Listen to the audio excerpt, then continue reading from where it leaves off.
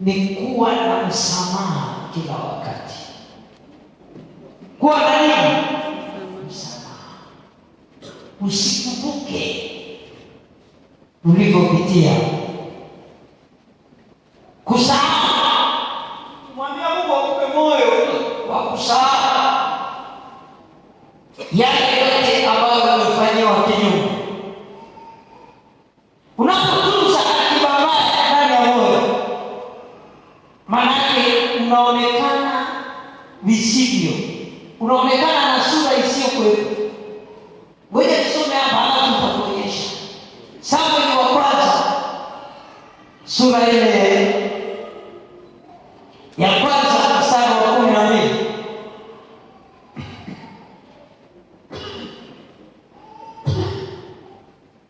Samueli wa kwanza sura ya kwanza kuanzia mstari wa 12.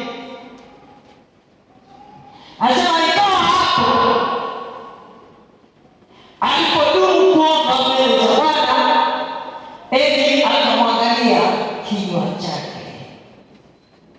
Na Eli akamwangalia. Basi Hana alikuwa akinena moyoni mwake, midomo yake tu ilionekana kama ananena, sauti yake isisikiwe. Kwa hiyo huyo Eli alidhania kuwa amelewa, yuko chaka. Ndivyo alivyoonekana mbele za Eli, kamelewa. Kwa sababu alikuwa anaongea tu na mikono hivi, mara kusha mkono, mara shika kichwa, shika leo.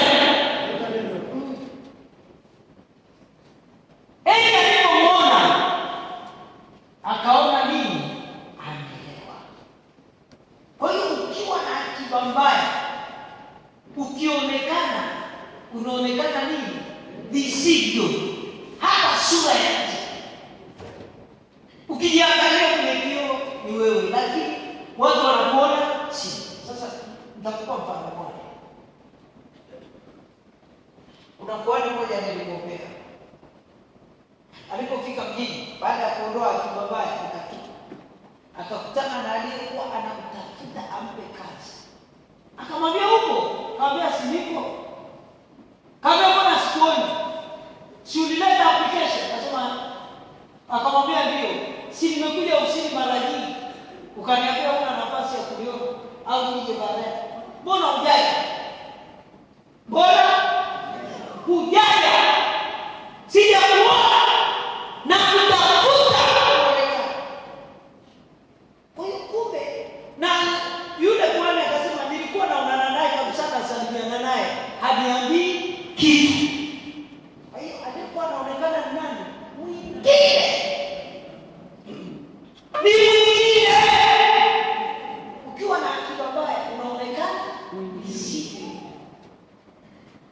Hata jana kuhani mmoja kaja usiku, anambia umefundisha kweli. Nimeijua. Kwa sababu niliandika tena, nikaandika kila kilichotakiwa.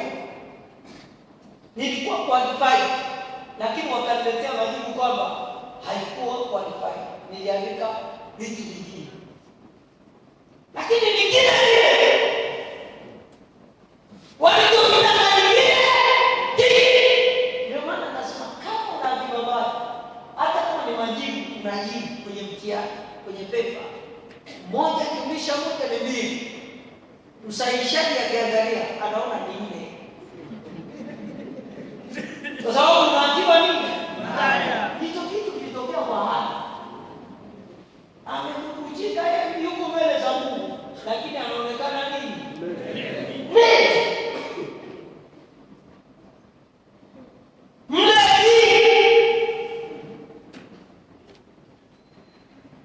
Mdada mmoja anakaa siku moja alikutana na wakili, akamwambia mbona sijawahi kukuona?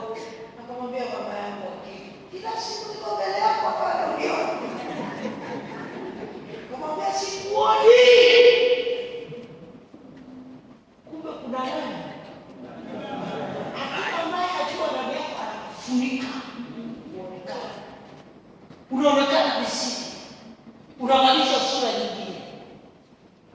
Unakuwa na dimension anapita huko, wewe unapita wapi? Kushoto. Ni shida ya barabara. Kwa hiyo hana alionekana mbele. Ukienda kufanya interview mahali, wakikuona tu wanasema huyu mkorofi atumpi. Atumpi kazi. Unaonekana mkorofi. Unaona mkorofi wowote. Ni mpole.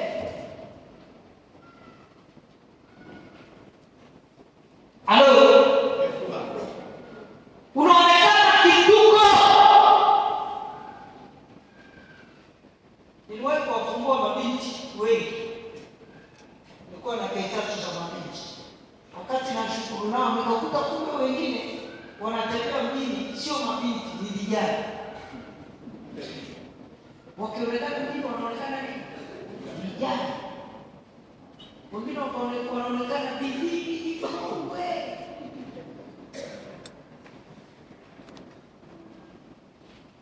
Vitu hapo kabisa. Mungu ameshawaandaa. Ameshachora ramani ya kuolewa. Lakini wanapoonekana sasa. Kitu cha ajabu.